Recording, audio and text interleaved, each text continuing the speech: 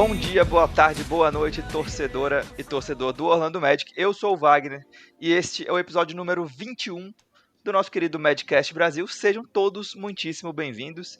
E seja muito bem-vindo você também, Luiz Fernando Filho, meu companheiro, meu amigo de Orlando Magic, de sofrimento, né, Luiz? Essa semana não foi muito boa pra gente, Pois né? é, eu ia perguntar bom dia, boa tarde, boa noite pra quem, né, Wagner? Porque pra gente certamente não é. Tá com a cabeça inchada aí dessa sequência que teve aí, especialmente esses últimos 5 jogos, né? Que é desde quando a gente teve o último programa. Dureza, hein, meu amigo? Que dureza. Nossa, tá deprê. A gente tava conversando em off aqui agora que o Magic perdeu os últimos. Dos últimos 12 jogos, o Magic perdeu 10. Então, assim, a gente tá num momento bem delicado da temporada, digamos assim. Então eu vou refazer o começo aqui, eu vou falar só dia, tarde e É, noite, sem bom. exatamente.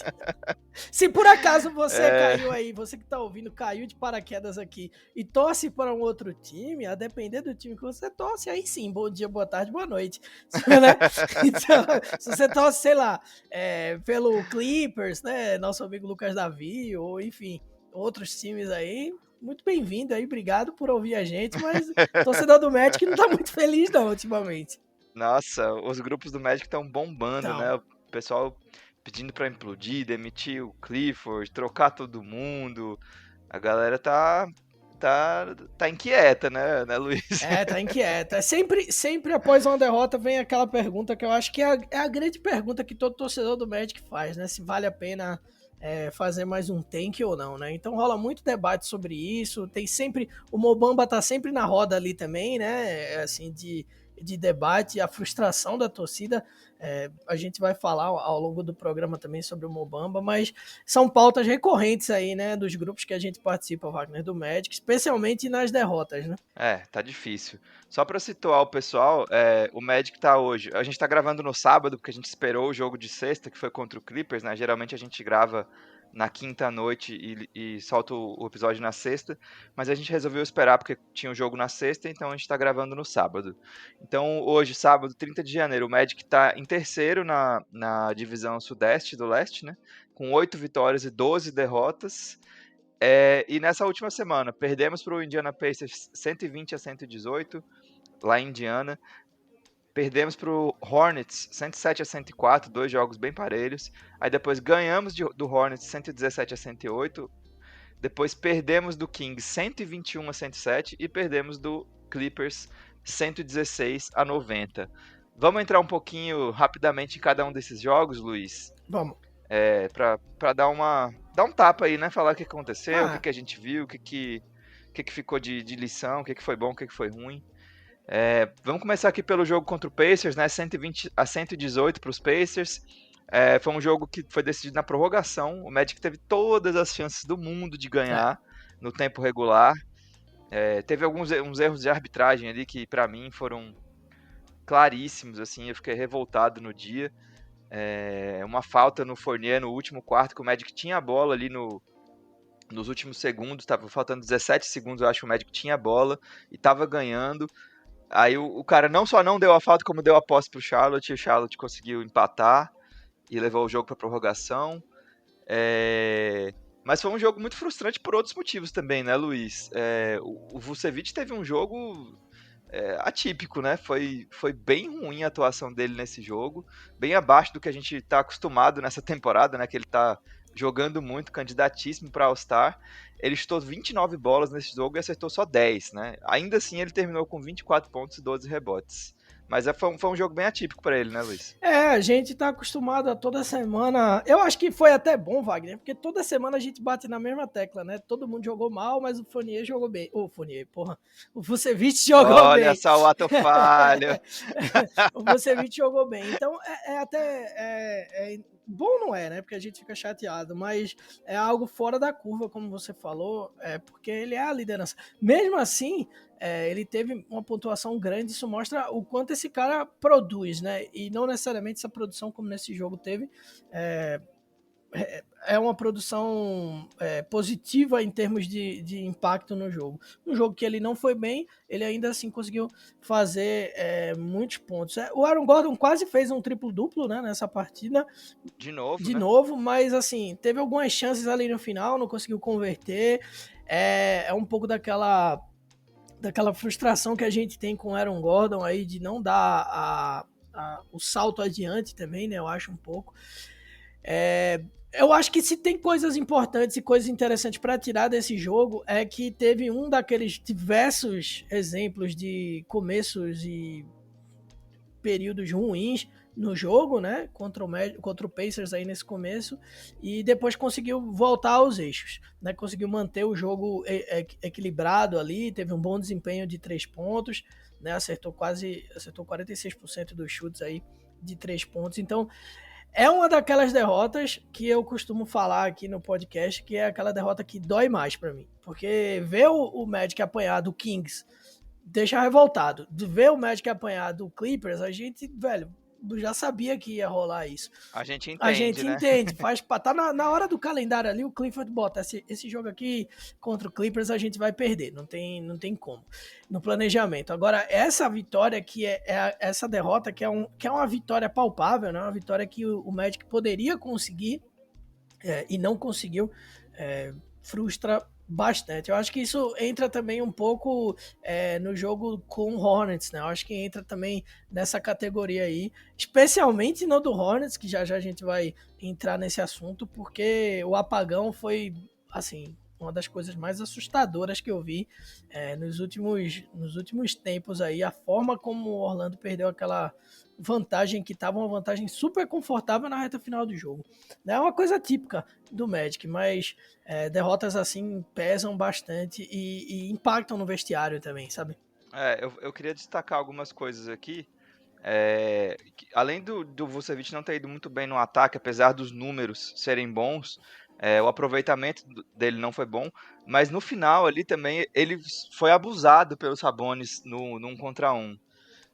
O Sabonis pegou a bola na ISO, né, no 1 contra 1 contra o Vucevic e fez o que quis, fez as bandejinhas simples nos momentos decisivos. Então acho que o Vucevic precisa ser mais efetivo nesses momentos também, né? Não pode ser tão fácil pro cara pontuar em cima dele como foi. É. O Fournier teve um jogo bom, 26 pontos, 4 rebotes, 9 assistências, 4 de 8 nas bolas de 3, 8 de 14 no total, mas ele chutou 12 lances livres e errou 6. Então, assim, se ele faz 2, 3 a mais aí, o Magic ganha o jogo.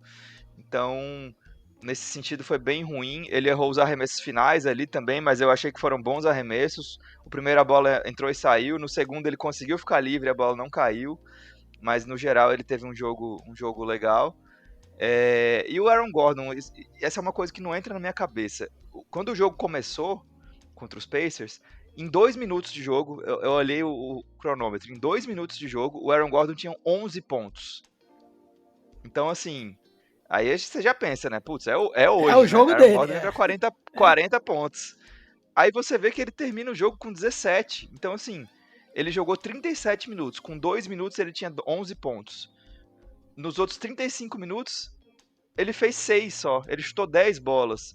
Então, assim, o Magic é um time que a gente tá cansado de falar aqui que ofensivamente não tem tanto poder.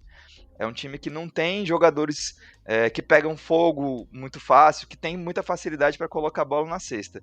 E aí você tem o Aaron Gordon começando um jogo quente desse jeito, e ele termina o jogo chutando 10 bolas, não faz sentido. Você tem que dar a bola para esse cara chutar mais. Tudo bem, ele pegou 9 rebotes, deu 9 assistências, ele tá com esse papel mais de distribuir o jogo. Tudo bem, faz parte. Mas você tem que aproveitar esse momento. Você não pode deixar o cara mais quente do seu time chutar 10 bolas, sendo que com 2 minutos de jogo ele já estava com 11 pontos. Então, isso me chamou muita atenção, como ele foi passivo no quesito de finalizar, de colocar a bola na cesta mesmo. E a outra coisa que tem se repetido bastante nesses últimos jogos também, os turnovers do Magic. O Magic não é dos times que cometem mais turnovers, mas todos os erros do Magic viram pontos do adversário. Contra os Pacers, foram 14 turnovers que viraram 25 pontos de Indiana. Então, assim, isso pesa muito no fim do jogo. Você comete um erro e o adversário te pune na hora. A defesa de transição tá demorando demais, não consegue cobrir os erros, né? Então tá custando muito caro, e o Magic precisa ver isso urgentemente com muita atenção. Depois dessa derrota, que foi bem frustrante também, né? Pelo jeito que foi, né? Pela prorrogação, o Malcolm Brogdon meteu uma bola de 3 ali faltando, sei lá, 2 segundos, que virou o jogo e deu a vitória para eles. O Magic pegou o Charlotte Hornets em Orlando e perdeu de 107 a 104, né, Luiz? Mais um joguinho bem frustrante. Pois é, Wagner, pois é. O jogo. Esse jogo em particular aí foi um primeiro tempo equilibrado. Acho que assim, o Hornets venceu o primeiro quarto do jogo, mas o Magic foi lá e conseguiu. Não, o Magic ganhou 29-24 primeiro. Ganhou, né? Ah, então. O Magic jogou os 3 primeiros quartos do Magic foram muito bons, aí É o último verdade, foi é aquele verdade, é desastre. verdade, é verdade. Isso. É porque o, No jogo seguinte foi o Isso, inverso. o que desandou foi o quarto, né? Uma vantagem que começou ali com 12 pontos. A gente começou o quarto com 12 pontos, mas teve um apagão e com 3 minutos pro fim, a gente, quando olhou a TV, tava o Hornets vencendo por 9 pontos. E tem que destacar, o Hayward destruiu esse jogo, né? 39 pontos aí, foi uma Ele coisa. acabou com o Na jogo. verdade, o Hayward jogou demais essa série inteira, né? Porque eu contei aqui, foram 63 pontos nas duas partidas do Hornets com o Magic, então ele realmente foi um fator e tanto aí pro time do Hornets vencer. Bem frustrante e diferente do jogo do Pacers, eu acho que esse jogo do Hornets é um tanto revoltante, né, pro torcedor, porque, porra, a gente vê um time entrando tranquilo, e era um jogo que particularmente, a gente falou no podcast passado, eu tava contando que o Magic vencesse esses dois jogos, tá? E era o que eu tava contando aí. E aí a gente viu um time ter um apagão como teve, bem frustrante. Né? E tem que destacar também o desempenho ruim que teve aí em lance livre, né? No jogo. Acho que o time De não novo, conseguiu né? ir tão bem assim. Nesse jogo o Magic teve 13 lances livres e acertou 9. Foram 69%, que é abaixo da média do time na temporada, né? Outras coisas que eu queria destacar aqui. O Gary Clark foi o melhor jogo dele na temporada, com 14 pontos, 4 rebotes. E o Magic não teve o Aaron Gordon nesse jogo, ele foi poupado, né? Tava com algumas dores e foi poupado. Então, assim, o Magic jogou desfalcado esse jogo, o que dificulta ainda mais, né? Pois é. Essa história. Mas o Vucevic teve 22 pontos, 13 rebotes, chutou 9 de 22, também não foi tão bem assim. O Cole Anthony teve um jogo interessante, 14 pontos, 5 rebotes, 6 assistências. E o Fournier, 21 pontos, 3 rebotes, 6 assistências. Mas aquele quarto, assim, é um negócio inexplicável, né? É inacreditável. O Magic entra com um time reserva no último quarto e começa a tomar sequência, tomar sequência de cesta, não consegue pontuar, e o Clifford fica olhando, sabe? Isso é uma coisa que me irrita. A gente estava vendo o jogo, acho que foi o segundo jogo contra o Hornets. O Magic fez 2 cestas seguidas, o técnico já parou o jogo. Sabe? Tipo, Tem que tem que quebrar, pô. agir mais rápido, não pode deixar o time afundar, perder toda a confiança para parar o jogo quando já não adianta mais. Acho que o Clifford está pecando nesse quesito. O time teve um número alto de assistências também nesse jogo, que foi interessante. Foram 27 assistências. O Fournier teve 6, o Cole Anthony 6, o Vult 4, jogando sem o Aaron Gordon. Então, era um jogo que requisitava esse tipo de coletividade maior. E foi o segundo jogo seguido que o Magic falhou na hora de colocar a bola em jogo na lateral. Cometeu erros decisivos nesse quesito, né? Contra o Indiana foi um pouco isso também. Teve falta no Fournier? Teve. Mas o passe lateral para colocar a bola em jogo foi horrível, foi muito ruim, foi pressionado. E nesse jogo contra o Hornets, de novo. Então, assim, o Magic tem que treinar mais essas jogadas, executar mais mesmo, porque tá fazendo falta e tá atrapalhando e tá custando vitórias. Bom, foi isso, né? O Magic jogou 3 quartos muito bons e o último foi um desastre completo.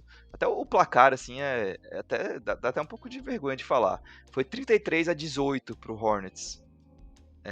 Eles abriram 15 de vantagem só no último quarto e ganharam por 3 pontos o jogo. Então, assim, dá pra ter noção de como o Magic chegou para esse último quarto bem na partida, jogando bem. Tinha ganhado os 3 primeiros quartos, né, de 29-24, 29-26 e 28-24. Aí no último quarto, o time faz 18 pontos. Fez 29, 29, 28 e 18. Aí assim, não pode, né, cara? Esse tipo de jogo contra um adversário direto, um time que é ganhável, né, por assim dizer, você tem que ganhar. Você não, mesmo desfalcado, mesmo sem Aaron Gordon, mesmo sem... Não interessa, você abre 12 pontos no último quarto, você não pode perder. Foi frustrante demais, como o Luiz disse. E no dia seguinte teve o quê? Hornets de novo, né, Luiz? Todo mundo já tava lascado de raiva aí, né? Pensando o que ia acontecer. O maior destaque dessa partida pra mim, apesar da gente ter vencido o jogo, eu acho que o maior destaque foi a dupla de árbitras, né? É Eu acho que, verdade. pô, é bem legal, é bem importante aí pra Muito liga legal. isso. E ser um jogo do Magic foi... Eu particularmente fiquei bem feliz disso ter acontecido nessa partida. Só para situar o pessoal, foi a primeira vez na história da NBA que duas árbitras atuaram no mesmo jogo, né? São 3 árbitros na quadra e foram 2 mulheres pela primeira vez na história da NBA. Então, assim, um marco importantíssimo. Pois é. E aí a gente teve alguns momentos de sustos aí, né? Isso, eu só queria fazer um rápido parêntese aqui sobre um assunto que você falou, que é um assunto que me incomoda muito também. E eu vejo que incomoda muito o torcedor do Magic nos grupos que a gente participa, que é a inércia do Clifford, né? Em alguns momentos. E aí, você citou aí, nesses jogos recentes, mas é uma coisa que a gente vê constantemente. Até desde a temporada passada, a gente vê que o Clifford ele demora, hesita demais em quebrar ritmos de jogo, né? Tá ali o Magic tá sofrendo esses apagões que sofre basicamente sempre, né? A gente vê isso constantemente, fala disso aqui constantemente, é uma daquelas... Se a gente fizesse um drinking game aqui no Magic, do Magic, a gente, porra, todo mundo ia tomar um aqui, de tanto que a gente fala, Ia ficar ia ficar bêbado. bêbado, de tanto que a gente fala de apagão do time e tal. E o Clifford tem essa dificuldade, eu não sei o que ele pensa como estratégia disso, mas eu particularmente me incomodo muito. E olha que, assim, eu sou um dos defensores aí do Clifford. Eu acho que por ele ter mudado a cultura do Magic, eu acho que tem que ter um respeito aí até maior do que muita gente, eu vejo muita gente aí comentando sobre ele. E isso é um ponto importante, fazendo um breve arco aí, que às vezes o torcedor, no calor do momento, não entende muito bem a importância de se mudar uma cultura, né, Wagner? Assim, o Magic veio de uma cultura de derrotas aí, depois da saída do Dwight Howard, afundado. Trocando muito técnico, né? E aquele típico movimento de time que não tem estabilidade alguma. E aí veio... E não tem Não rumo, tem né? rumo. E o que isso acontece? Não vira mercado na free agency, né? Ninguém vai querer ir pro Magic. Vira um time que vai estar sempre ali na parte de baixo, não atrativo, uma cultura fraca. E aí o Clifford veio para mudar isso. É por isso que muita gente se incomoda com a forma como o Magic está, né? De sofrer ali, vai para os playoffs e já é eliminado. Mas eu acho que é um processo que é melhor, ao meu ver, do que entrar, já falei isso várias vezes, do que entrar em processo de tank e tudo, porque a cultura de vencer permanece. Né? E é muito difícil eu vi alguns comentários nos grupos da gente, falando, pô, você quer ir para os playoffs ou quer ser campeão? É complicado isso, porque a gente vê o Cleveland Cavaliers, teve o maior ou o segundo maior jogador da história da NBA, depende de quem opina sobre esse assunto aí. E que dinastia o Cleveland Cavaliers foi em termos de título? Nenhuma, né? Assim, teve muito menos do que se esperava que pudesse ter. A gente vê o Milwaukee Bucks aí com, o cara que é MVP, o Giannis, jogando como joga. Quantos títulos o Milwaukee tem? Então é muito difícil ser campeão. A gente joga essa liga, o Magic joga essa liga, e a gente tem que fazer um papel também, às vezes, mais analítico do que de torcedor. O Magic joga essa liga para disputar playoffs. Esse o campeonato do Magic. Tá? Às vezes vai ter um Shaq que vai conseguir fazer com que esse time vá longe, às vezes vai ter um Dwight que vai fazer com que esse time vá longe. Então, são momentos raros. A esperança da gente é que seja o Isaac, né? Esse futuro aí da equipe do Magic. Mas voltando aí para o jogo contra o Hornets, eu acho que tem que destacar e aproveitar que tá falando de novos nomes, caras que podem emergir aí, tem que destacar o Cole Anthony, né? Teve uma bela partida, teve o recorde dele de pontos num jogo, né? 21 pontos. E chovendo molhado, quer falar que o Vucevic jogou muito bem, né? O Vucevic novamente carregando aí o time. E, como eu falei antes, o Gordon Hayward, ele terminou essa série sendo... Eu acho, apesar do Hornets ter perdido esse jogo, para mim o grande destaque dessa série dessa série de 2 jogos aí foi o Gordon Hayward, né? Jogou demais, teve um domínio ali naquele primeiro jogo e nesse segundo ainda conseguiu fazer seus 24 pontos aí e dificultou muito o trabalho do Magic aí nesse jogo. Sobre o Hayward, ele fez 24 pontos nesse jogo, mas chutando 9 de 16. Então, assim, um aproveitamento muito bom. E eu acho que o Magic tem que reconhecer que fez um bom trabalho, principalmente no último quarto, que o Hayward pegou pouco a bola para finalizar. Então, o Magic adaptou a marcação ali nele, conseguiu fazer uma marcação mais efetiva para tirar a bola da mão dele, dobrando quando ele tentava ir para a cesta, para forçar o passe, para deixar outros caras arremessarem. Eu acho que isso é um mérito que o Magic teve nesse jogo e deu certo, porque ele pontuou pouco no final do jogo, ali no momento importante com o jogo perto, né, o placar próximo. O Aaron Gordon, de novo, 12 pontos, 11 rebotes, 7 assistências, ficou perto do triplo-duplo, mas chutou 9 bolas só também, né? Então, um volume um pouco baixo para um cara que a gente tem essa expectativa de que cresça num papel mais importante dentro do time, um finalizador que chame mais a responsabilidade. É pouco, né? É bem pouco. O Fournier chutou 14 bolas, acertou 7. O Cole Anthony foi muito efetivo, chutou 12 bolas, acertou 8, 4 de 5 nas bolas de 3. Foi disparado o melhor jogo ofensivo dele na NBA. E o Vult, né? 28 pontos, 12 rebotes, 7 assistências. E aí tem duas coisinhas que eu queria destacar desse jogo. Primeiro, a lei do ex valeu, né? No jogo anterior não tinha valido, mas dessa vez valeu. O Dwayne Bacon fez 15 pontos em 18 minutos. Ex-Hornets, né? A torcida do Hornets deve ter ficado indignada. Pois é. Como a gente sempre fica quando o ex maltrata nosso time, né? E o Gary Clark também fez 8 pontos, 3 rebotes, e ele foi bem importante no último quarto. Se eu não me engano, todos os pontos deles foram no último quarto em momentos importantes. Então, assim, às vezes você olha o box score e vê lá, 8 pontos, 3 rebotes, nem foi tão bem. Mas pelo momento que ele fez, pelos arremessos que ele matou no momento do jogo, foi bem importante. Box score engana um pouco, né, Wagner? Essa aqui é a realidade. Engana demais, engana Engana demais. demais. Quando você não assiste o jogo, você perde muito contexto e aí fica fácil de fazer uma análise mais vazia, né, do que aconteceu, porque nesse caso, por exemplo, ele fez cestas importantíssimas. Ele teve um jogo bem legal, inclusive, pegou uns rebotes legais também. Ele tem sido mais agressivo no rebote ofensivo, eu tenho notado isso também. O outro detalhe que eu queria ter falado, o Magic foi o recorde de bolas de 3 do Magic na temporada, foram 19. Então, assim, é outra estatística bem interessante aí.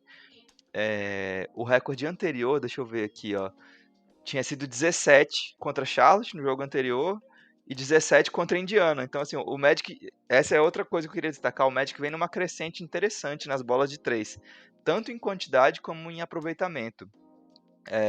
Nos últimos aí, 1, 2, 3, 4, 5 jogos, o Magic teve aproveitamento de 45,9% contra Indiana, 44,7% contra Charlotte, depois 51% contra Charlotte, 38% contra Sacramento e 30% contra o Clippers, que foi um jogo mais abaixo aí. Mas é uma sequência até um pouco animadora, visto que o time não tem muitos chutadores, né, Luiz? Pois é. E é o que a gente sempre fala aqui do Magic tentar se atualizar um pouco do que é a NBA hoje, né? Então precisa. A gente vê uma evolução como o Vucevic teve aí na carreira em 3 pontos. A gente tem o Terence Ross, que é uma ferramenta importante aí para isso, né? O Fournier. Eu acho importante. Eu acho que é um caminho para o Magic tentar vencer esses jogos mais equilibrados, né? Contra times que estão ali naquela parte do meio para baixo. E eu, particularmente, fico animado. Fico animado, porque batalha de 3 pontos é uma coisa que eu sempre gosto de ver nos jogos, sempre gosto de comparar. E não tem como não ser um reflexo de como é o resultado da partida, né? O Magic, sempre que o Magic vai um pouquinho melhor nos 3 pontos ali, é um sinal de que o time tá conseguindo vencer o jogo, consegue ir bem. Tem muito mais chance de ganhar, né? Exatamente, raras vezes são aquelas que o Magic não vai muito bem nos 3 pontos, mas termina não conseguindo vencer o jogo. É importante, né? Você falou sobre o Vucevic, eu acho que é bem emblemático a gente destacar o Vucevic. Ele tá com 44,6% de aproveitamento nas bolas de 3. Assim, é um número muito alto para a carreira dele, comparado com o que ele tinha feito antes, né? Ele tá chutando mais em volume, ele tá chutando 6 bolas por jogo e tá convertendo 44%. Na temporada passada, por exemplo, ele chutava 4,7 bolas, com aproveitamento de 33,9%. Então, assim, é um salto muito grande e bem significativo para o Vucevic nessa área, e eu acho que isso tem beneficiado muito ele, porque abre a quadra para ele, né? Muito. Você vira uma ameaça ali do perímetro, você abre a cesta para você abre a infiltração, abre mais espaço, você tira a marcação de lá dentro. É bom para ele, é bom para o time É também. difícil conter também, né? E assim, é como eu falei, é uma evolução constante. Cada ano passado a gente viu o Vucevic chutar de 3 e às vezes a gente falava, não, por favor, não. E aí sabia que não ia dar, né? E esse ano eu pelo menos já vejo o jogo com mais confiança nisso, né? Então é um Com jogador que está certeza. evoluindo demais, né? Um jogador que continua evoluindo a cada ano e sendo realmente essa temporada aí para mim é a melhor temporada que eu vi do Vucevic no México. E inclusive, Luiz, eu tava vendo uma estatística. Ele lidera a liga em chutes da cabeça, da linha de 3 ali, né? Do topo do arco da Uhum. linha de 3. Ele lidera a liga É ali demais. em aproveitamento. Não lembro se era em aproveitamento ou se era em pontos feitos ali daquela região. Então, assim, ele realmente tá sendo um chutador de elite essa temporada, com muito volume. É bem significativa essa temporada do Vucevic na carreira dele, que é disparada a melhor até agora, né? É uma pena o Magic estar nessa situação justamente agora, quando o Vucevic, nosso All-Star, tá chegando no auge da carreira, e aí a gente tá sem meio time Pois é. machucado, enfim, todos os problemas que a gente já tá cansado de falar, né? Vamos passar rapidinho aqui sobre no jogo contra o Sacramento Kings, foi 121-107 para os Kings. Assim, essa é uma derrota um pouco frustrante, mas os Kings estão bem, viu? Eles ganharam do Toronto ontem também, estão fazendo jogos duríssimos, estão com uma campanha bem parecida com a nossa, 7 vitórias, 10 derrotas. E tem um time interessante, o Tem. De'Aaron Fox joga muito, o Buddy Hield mata a bola de 3, É. o Harrison Barnes é um cara que é constante, ele sempre vai produzir o dele ali, não é o jogador mais espetacular, o que vai dar as enterradas mais incríveis, mas é um cara que produz. O Marvin Bagley também é um cara bem interessante, então eles têm um time interessante e deram uma surrinha no Magic, né? No Deram. primeiro quarto já foi 32-23, o segundo 33-27, o terceiro 31-27, então eles ganharam todos os quartos, foi uma constante, né? Eles foram só aumentando a diferença no placar o jogo inteiro. E aí o Magic no último quarto ganhou de 30-25, quando Já não tinha mais. não adiantava mais. Aí nesse jogo o Vucevic foi muito bem, 26 pontos, 9 rebotes, 11 de 18 nos arremessos, 2 de 2 nas bolas de 3. O Fournier voltou muito bem da lesão também, em termos de aproveitamento. 25 pontos, 7 de 15, 3 de 8 nas bolas de 3. 3 rebotes, 4 assistências. Eu acho que isso tem sido uma área que ele está melhorando também, conseguindo envolver mais os companheiros no ataque. Ele teve um jogo de 9 assistências nessa sequência. Dwayne Bacon fez 12 pontos, o Ken Burch fez 8 pontos, pegou 14 rebotes, o Terence Ross fez 16 pontos, voltou a jogar um pouquinho melhor, mas não teve jeito, né, Luiz? E tem que destacar a atuação patética, pífia barra patética aí do Aaron Gordon, né? Eu acho que foi a pior atuação que eu vi do Aaron Gordon no Magic aí. Calamidade Você viu pública. que eu pulei, né? Você viu que eu pulei. Eu, eu fiquei estarrecido. Eu vi o jogo assim e falava, olha, eu bato no Aaron Gordon quase todo podcast, mas eu fiquei até envergonhado de bater nele de falar, porque, porra, foi bizarro. E o Ken Burch ali teve 10 rebotes ofensivos, né? Ele completou 9 no Foi. jogo, conseguiu ter uma quantidade boa aí de rebotes Foram 10 totais. rebotes ofensivos, É foi absurdo. absurdo. Então, assim, um destaque também, eu acho que o Ken Burch merece aí, junto com o Vucevic. Mas esse foi aquele jogo que a gente... Aliás, Oi, Wagner. não, desculpa te cortar, Luiz. É porque esse jogo foi um absurdo, porque os dois times pegaram 17 rebotes ofensivos. Foi, foi assim, um Foi um festival festival. dos dois Pois lados. é. E o Magic tava apanhando nisso aí no jogo, que foi difícil, viu? Tinha hora que eu falava assim, bom, é melhor deixar tudo aberto aí e se vira, porque não tá competindo pra o rebote. Foi bem feio, né? E esse jogo era aquele jogo que a Foi gente, a horrível. gente só basicamente torceu pra acabar esse jogo logo, né? Eu, pelo menos, já tava Quanto antes desesperado. acabasse, melhor. Pois é. E o Clippers, na verdade, o jogo do Clippers, na verdade, não torceu nem pra acabar logo. A, a gente torceu pra que ele nem Não queria nem começar, pudesse nem adiantar, já começasse. falar, ó, dá essa vitória aí, tchau. E eu vou te falar, quando isso aconteceu, quando confirmaram que o Kawhi Leonard e o Paul George iam voltar depois de alguns jogos fora, justamente contra o Magic. Então, nenhuma surpresa, né? Nenhuma. O Magic também é muito azarado, né? Impressionante. Sobre esse jogo dos Clippers, foi 116-90. A gente ainda vai falar um pouquinho mais sobre o Aaron Gordon antes do fim do episódio, tá? Só pra gente passar pelos jogos da semana. Os Clippers ganharam de 116-90. O primeiro quarto terminou empatado. O Magic conseguiu segurar. O Magic teve seus momentos no jogo, mas é aquela coisa que a gente já falou aqui também, né, Luiz? O Magic consegue uma sequência ali de 10-0 e aí fica 2, 3 pontos atrás. Aí a gente pensa, nossa, agora vai, agora o time vai engrenar, vamos segurar até o final para ter um jogo pelo menos equilibrado. Aí o time toma uma sequência de 8, 10 pontos e de novo tem que correr atrás, tem que cavar para sair do buraco. Pois é. E assim, é exaustivo pra gente que assiste, imagina pros caras que estão jogando, né? Porque você tá 10 pontos atrás, 12, 15. Você não tem mais margem de erro. Cada arremesso que você erra é uma punhalada no seu próprio peito que você dá. Então, assim, os caras estão jogando com essa pressão de ter que acertar o tempo inteiro e isso atrapalha. Então, o Magic tem que entrar mais forte nos jogos, não pode apagar por tanto tempo, tantas vezes durante um jogo de 48 minutos. A gente vê isso acontecendo com frequência. Mas também é difícil, né? Porque você olha o nosso banco, Gary Clark, Dwayne Bacon, Ken Burch, Mo Bamba, Jordan Bone, T. Ross. O único desses caras aí que é capaz de botar fogo no jogo é o Terence Ross. Não tem outro, né? Então, assim, o Magic tá sem material humano mesmo para trabalhar. E acho que tá ficando bem claro nesses placares, né? Pois é. Acho que o Luiz tá tão deprimido com esse jogo que não vai querer nem comentar. Esse jogo foi triste, assim. Na verdade, era aquele jogo que você assiste mais pra tentar achar algum ponto positivo aí, alguma coisa legal, mas é aquele jogo que tava na conta, né? Não tem muito o que falar, não. Contra os caras que vão brigar pelo título ainda por cima, é complicado. A única coisa boa acho que foram os lances livres, né? Que nos outros jogos faltou. Nesse o Magic acertou 16 de 18, 88,9%, né? Num jogo a bola de 3 cai e o lance livre não cai, no outro inverte. Assim, é difícil. Tem que achar um equilíbrio, né? E o lance livre é uma coisa que o Magic consegue executar bem, né? E aí vem tendo um momento muito negativo aí, né?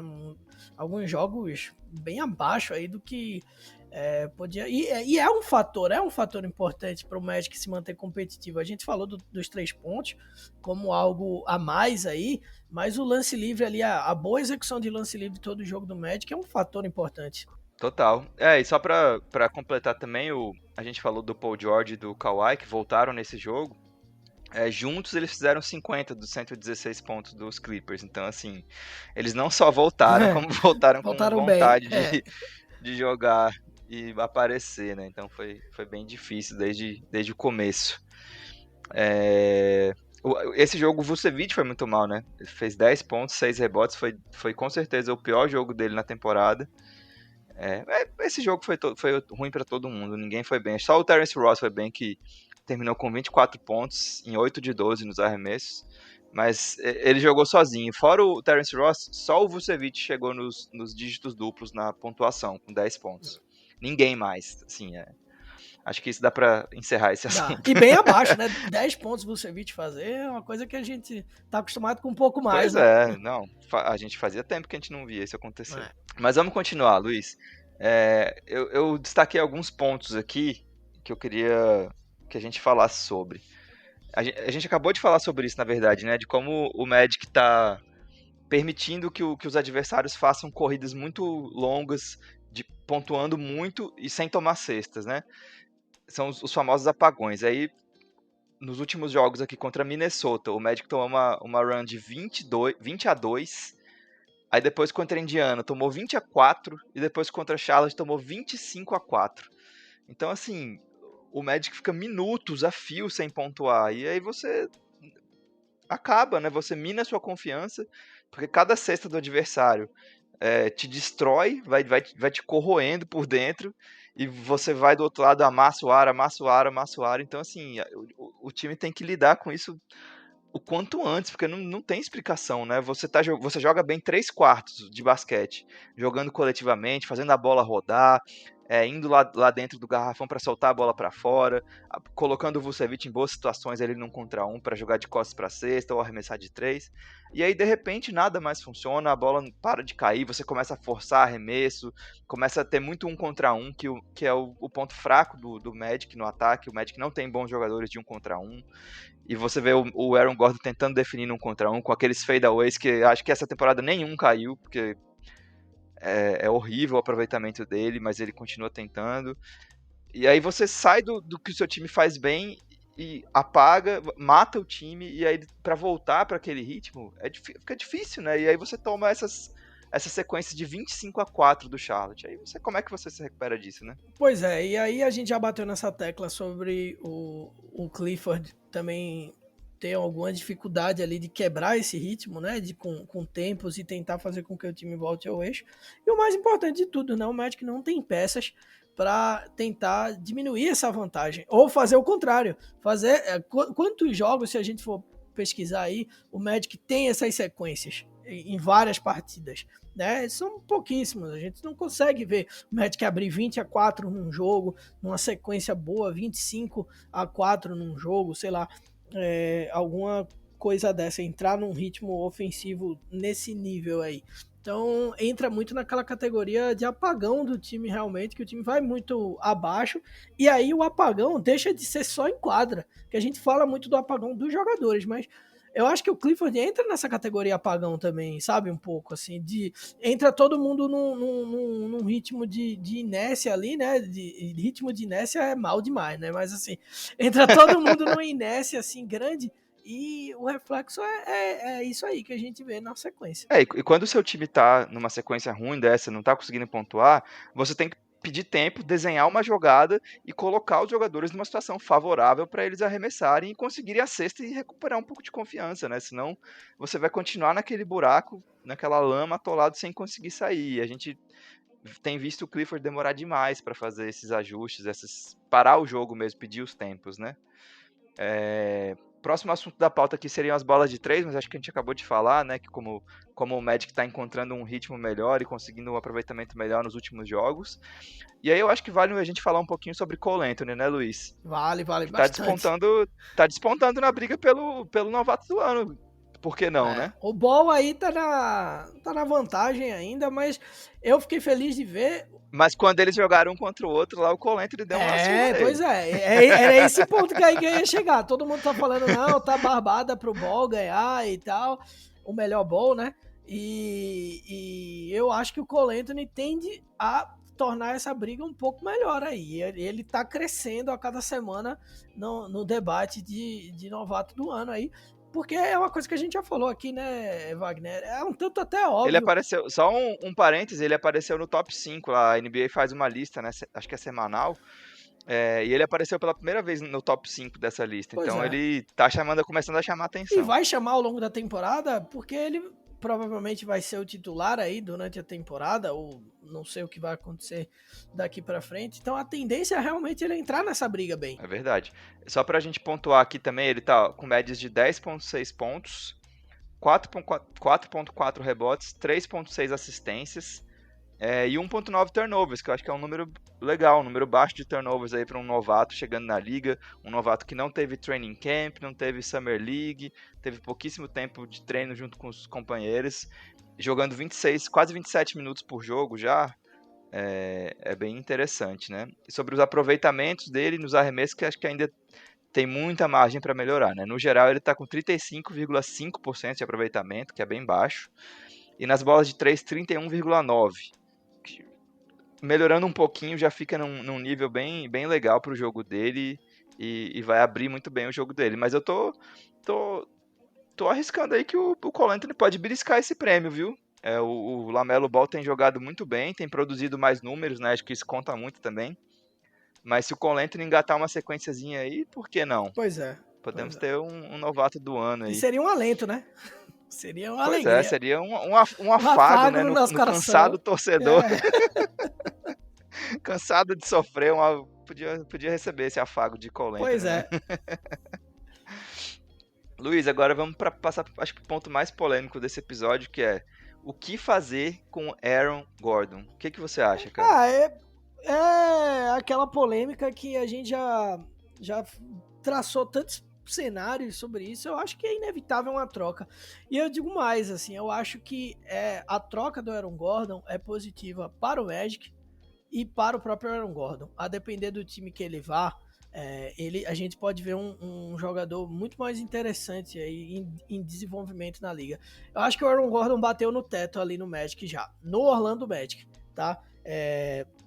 E eu não vejo muito futuro para que siga, né, jogando ali, porque a gente, torcedor do Magic, criou uma expectativa que o Aaron Gordon não supriu, não está suprindo, né, na sua carreira em Orlando. Então termina desgastando um pouco aquela relação de confiança no jogador. E aí eu acho que novos ares para ele seria muito bom, e eu acho que seria importante porque ele tem mercado e ele pode fazer com que o Magic receba peças que vão realmente agregar esse time aí a esse time para conseguir produzir ofensivamente, ou sei lá o que o Clippers vai querer também, se vai querer mais um jogador alto aí, enfim, ter alguma outra peça. Espero eu um cara que consiga chutar de três, um cara que consiga quebrar ritmo para no banco ali também, ou titular, né? Para dividir esse fardo um pouco aí com Fournier, Terence Ross, dar uma espalhada um pouco mais no elenco. Mas eu acho que é inevitável, tem que trocar. Eu acho que você tocou num ponto bem interessante, que é ele tem valor de mercado. E eu acho que ele tá ganhando ainda mais valor nessa temporada por dois motivos. Primeiro, a defesa. Ele tem jogado muito bem defensivamente. Ele tá sempre marcando É, os caras mais difíceis de serem marcados e tá fazendo um ótimo trabalho. Ele tem muita velocidade lateral, o jogo de pernas é muito bom, ele consegue se manter na frente dos caras. E a parte atlética, né? Ele consegue se recuperar, dar um toco, é um bom reboteiro. É, o outro quesito que eu acho que é importante é ele começar a desempenhar esse papel de point forward, né? O ala que arma o jogo. Eu acho que ele tá desenvolvendo um outro nível de jogo dele que agregaria muito em outros times, né? Porque em outros times com mais poder ofensivo ao redor dele. Porque eu acho que o Magic ainda ele tem poucas opções para passar a bola e ter certeza de que aquele cara vai chutar e vai converter. E eu acho que isso limita muito essa função dele na quadra. Mas eu tô gostando bastante de ver o Gordon nessa função. E eu acho que isso é bom pro Magic até, porque se ele for trocado é mais uma coisa para valorizar o passe dele. Porém, eu tendo a concordar com você, Luiz, porque outro motivo, eu acho que nessa a posição 4 do Magic no futuro tem dono e o dono dela se chama Jonathan Isaac. A gente sempre teve essa discussão, né, desde que o Isaac foi draftado. Como é que eles vão conviver? Um dos dois pode jogar na posição 3. E eu acho que tá bem claro para todo mundo que assistiu os dois jogando que ambos rendem mais jogando na posição 4. Tanto o Gordon quanto o pois é. Isaac. E eu acho que defensivamente o Isaac é ainda melhor do que o Gordon. E ofensivamente eu acho que o Isaac tem potencial sim para ser melhor, para desempenhar esse papel que o Gordon não consegue, de atacar mais a cesta, de colocar mais a bola na cesta mesmo e ser uma arma ofensiva que o Magic tanto precisa. Então, ainda mais agora que o Magic tá sem o Fultz, sem o Isaac, sem muita perspectiva para essa temporada, mesmo que chegue nos playoffs, é impossível o Magic passar de uma primeira rodada, Impossível. por exemplo, tão É, desfalcado, né? Vamos ser realistas aqui. Então, se o Magic de repente tem uma temporada aí mais negativa em termos de tabela de classificação, consegue uma escolha mais alta no draft, de repente consegue trocar o Aaron Gordon para alguma peça, ou até por uma escolha de draft mais É. alta. Não sei, vamos ver. Eu acho que o Magic vai fazer alguma movimentação. E eu acredito que hoje o Aaron Gordon é o número 1 na lista de trocas ali do time. E é um caminho, né, Wagner? Esse caminho de draft é o caminho do Magic. O Magic é bem claro. O Magic não é um time de free agency, não é um time atrativo em free agency. Então, o que o Magic precisa fazer é desenvolver jovens jogadores vindo de outros times. A gente tem o Bacon aí como exemplo, teve o Vucevic, teve o Fournier, que foram crescendo aí no Magic. E no draft, é esse o caminho de Orlando. É isso, concordo 100% e acho que até a deadline aí a gente vai ver alguma movimentação. Também De acho. repente até o Fournier envolvido em alguma troca. São dois caras que eu acho que tem muito potencial de se encaixar bem em times já bem montadinhos, bem equilibrados ofensivamente. Pois E os é. dois têm muito a agregar nesse tipo de time. E como você falou, eu acho que seria bom para todo mundo, para o Magic conseguindo alguma troca valiosa pelo Gordon e pelo Gordon para mudar de áreas, para viver outro ambiente, de repente mais competitivo, mais com uma mentalidade mais de buscar título mesmo. Então acho que todo mundo tem a ganhar. Mas eu acho que no futuro isso pode assombrar a gente, né? De Pode. repente o Gordon vira o jogador. Porque ele é novo ainda, né? Ele tem 24, 25 É. anos. E não tá no auge da carreira ainda. Então acho que pode. Essa história do Gordon pode voltar e morder a gente na bunda. Manda ele pro Mas Oeste. vamos Manda aguardar. ele pro Oeste e fica lá. Eu acho que seria o ideal. É. E nosso último item aqui da pauta de hoje, acho que Luiz Fernando Filho vai ficar muito satisfeito em falar sobre este homem. Alguém ainda tem esperança com o nosso querido Mo Bamba, Luiz? Olha, eu tenho uma camisa aqui do Magic do Oladipo, né? E o Oladipo usava a camisa 5, né? Que é a camisa que o nosso Mo Bamba usa. Pra você ter uma ideia, eu deixei de usar essa camisa porque eu não aguento o número 5 mais, eu já tenho raiva. Então, por mais que eu adore o Oladipo, eu deixo ela ali guardada em outro canto. Eu tô saturado já, sabe? Eu acho que o Mo Bamba foi aquém demais do que a gente esperava. E na pauta aqui, Wagner em off, a gente estava conversando. Wagner preparou a pauta aqui, deu uma tapa na cara, tanto dele quanto na minha, que quando caiu a ficha doeu. Porque ele colocou o nome de todo mundo aqui, que o Magic deixou, né, passar para pegar o Mobamba, e é isso que machuca muito, porque tem cara aí, né, Wagner, porra, no Magic ia fazer uma diferença grande, hein?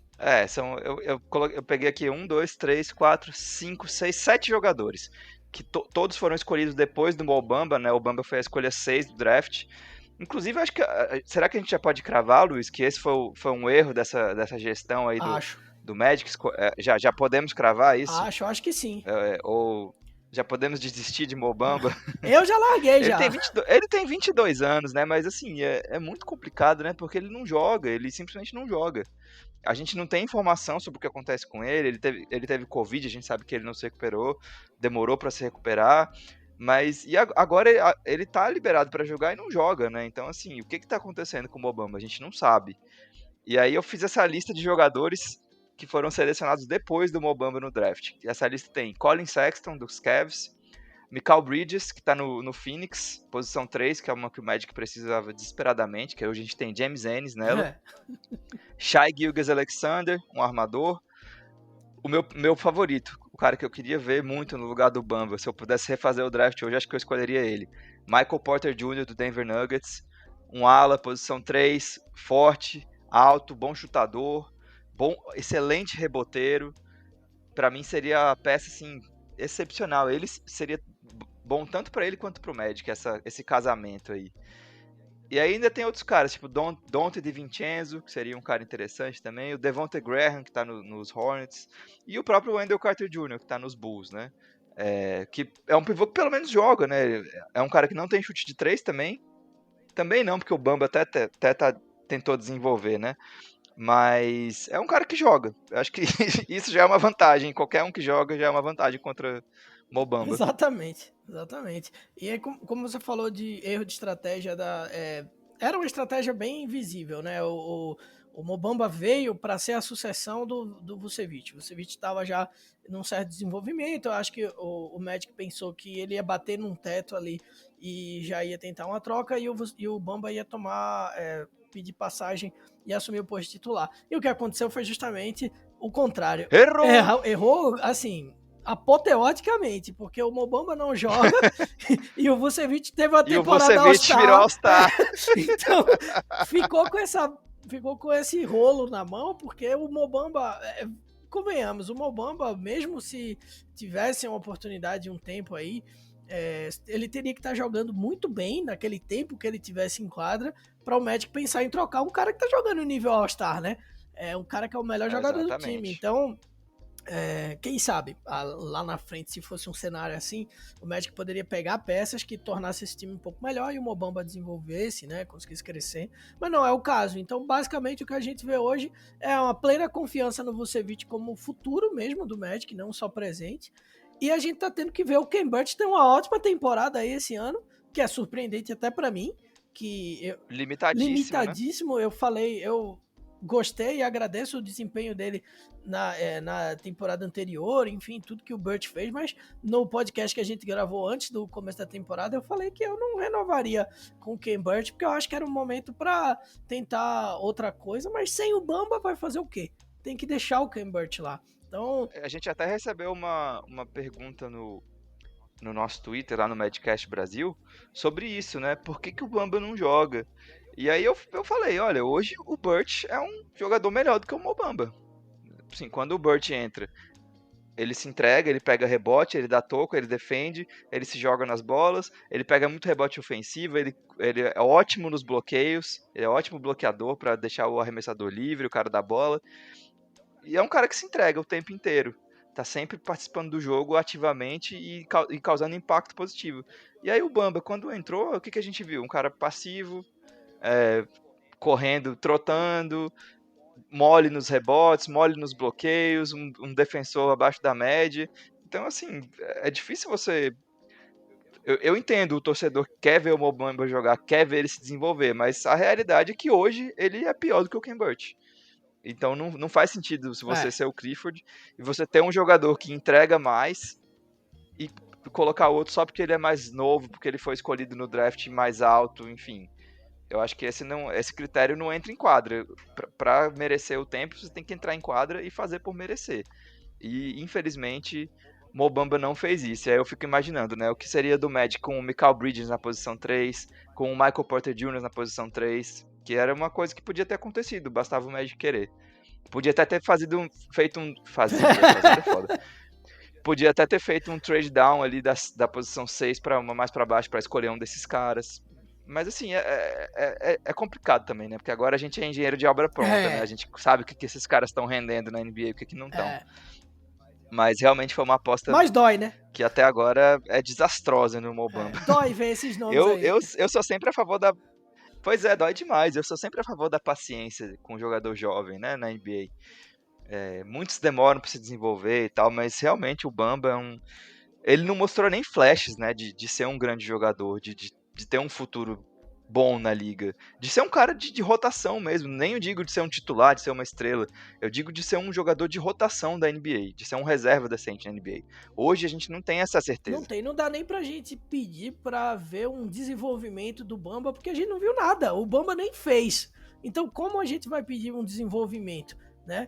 Para ele desenvolver algo, para ele crescer em algo, ele tem que ter produzido algo, né? E ele não vem produzindo, ou o que ele vem produzindo é muito, muito, muito abaixo, né? Então ele tem que se estabelecer ainda para aí sim desenvolver. E aí eu já não sei, até contratualmente falando, se o Magic vai querer dar essa esticada a mais de tempo aí para tentar ver se o Bamba vira alguma coisa. Eu acho pouco provável. Olha, hoje eu não faria, você Não, faria? jamais, jamais.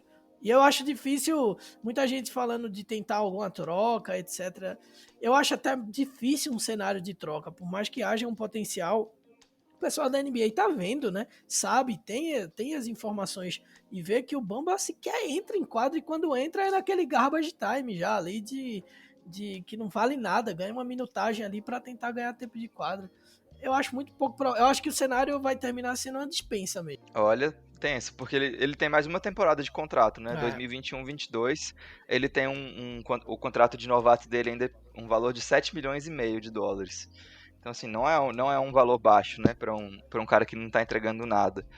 E aí, 2022-23, o Magic teria o direito de exercer a qualifying offer de 10 milhões, ou até de já renovar. Mas hoje, eu não vejo o Magic renovando com o Bamba de jeito nenhum. Eu vejo mais fácil o Magic trocando o Bamba do que renovando daqui a 2 Se anos. trocar, eu comemoro, hein? Muito. Porque eu tô com medo até de não conseguir trocar. Hoje o Magic não conseguiria alguma coisa muito relevante pelo Bamba. Infelizmente, a realidade é essa. E a realidade, como vocês sabem, a gente sempre fala, a realidade bate forte, bate duro e nocauteia a É gente. verdade. Sempre. Sempre. Bom, Luiz, com esse tom positivo, mobambístico aí, a gente se despede do episódio 21 do nosso querido Madcast Brasil. Como sempre, vamos lembrar, né? Sigam a gente no Twitter, @Madcast Brasil, a gente tá sempre lá comentando os jogos em tempo real, quase sempre, né? Não vou dizer sempre. Às vezes a gente tá mais desanimado também, quer ficar quietinho assistindo o jogo, mas a maioria dos jogos a gente tá lá comentando, tá lá cornetando, reclamando de arbitragem, reclamando de Mobamba, reclamando de todo mundo, comemorando muito quando ganha também, exaltando as atuações boas. Então sigam a gente, @Madcast Brasil, interajam com a gente lá, isso que o mais divertido disso aqui tudo, desse projeto é isso, a gente conhecer mais torcedores do Magic, trocar mais ideia, debater, concordar, discordar. Então a gente espera todos vocês lá no Twitter, no @Madcast Brasil. E é isso, Luiz. É isso. Vamos despedir do episódio 21? Vamos embora. Semana que vem tem mais? Próxima semana a gente vai estar comemorando aí uma semana invicta, se Deus quiser. Olha, foi bom que você falou isso. Vamos passar os jogos, né? Vamos. A gente sempre faz isso, né? Foi tão triste essa semana que a gente esqueceu deste detalhe. É verdade. O Magic joga amanhã, domingo, dia 31 de janeiro, contra o Toronto. Derrota já. Eu ia falar em Toronto, mas o Toronto tá jogando em Tampa, né? Então é na Flórida. Pertinho, do lado. Toronto. Do lado. Do lado, o Magic vai de ônibus. Aí na terça, o Magic joga contra o Toronto de novo, só que em Orlando. E na sexta, contra Chicago. E sábado, contra Chicago em Orlando. Então, são 2 jogos contra Toronto e 2 jogos contra Chicago nessa semana. Esquece o 4-0. Esquece o 4-0 que eu falei. 2-2? 1-3? Eu tô no 1-3. 1-3? Olha, eu como um eterno otimista vou chutar um 2-2. Tá eu acho que dá pra beliscar uma vitória em Toronto e ganha uma do Chicago e perde as outras 2. A gente precisa, pô. Mas se for 1-3, se for 0-4, não ficarei surpreso. Que fique registrado. Ou um 0-4 aí, né, meio... Aí é demais, né? Ai. Bom, é isso, galera. O Madcast Brasil número 21 vai ficando por aqui. Obrigado pela audiência. Sigam a gente no Twitter. Um abraço e até a próxima.